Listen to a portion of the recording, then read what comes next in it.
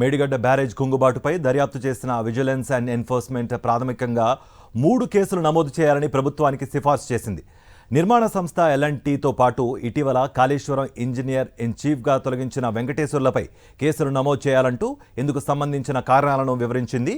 CID ద్వారా కేసులు నమోదు చేసి తదుపరి దర్యాప్తు చేయాలని విజిలెన్స్ నివేదికలో తెలిపింది.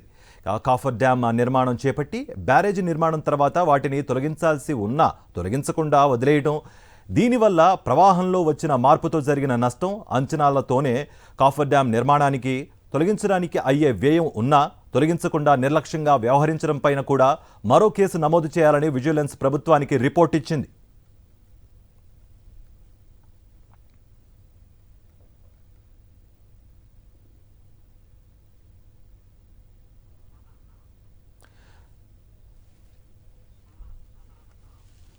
ఇదే అంశానికి సంబంధించి మరింత సమాచారం మా ప్రతినిధి శ్రీధర్ అందిస్తారు. శ్రీధర్.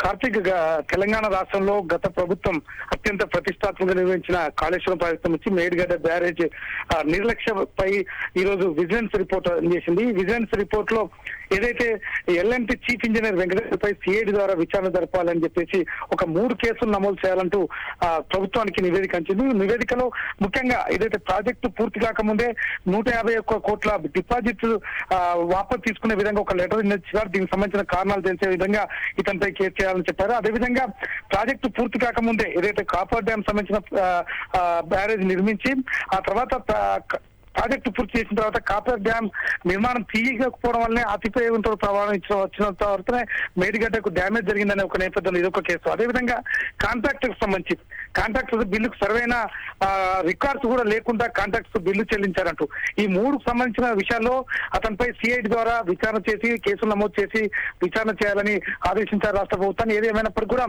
అంతకుముందు కాగు నివేదిక కానీ కేంద్ర ప్రభుత్వం నివేదికలు కానీ పూర్తి స్థాయిలో మేడిగడ్డకు సంబంధించి పూర్తి నివేదికలు నెగిటివ్ వస్తున్న నేపథ్యంలో ఇది కూడా ఏదైతే విజిలెన్స్ ఎన్ఫోర్స్మెంట్ కూడా ఏదైతే ఎల్ఎన్టీ చీఫ్ ఇంజనీర్ పై 3 కేసులు నమోదు చేసి సిఐడి ద్వారా విచారణ చేసి ఈ సంబంధించిన ఇప్పుడు ఏదైతే మనం చెప్పామో ఈ 3 సంబంధించిన పూర్తి స్థాయి విచారణ జరపాలని డిమాండ్ చేసి ప్రభుత్వానికి అప్పచెప్పినట్టు కనిపిస్తున్నది. కార్తీక్. రైట్ శ్రీధర్.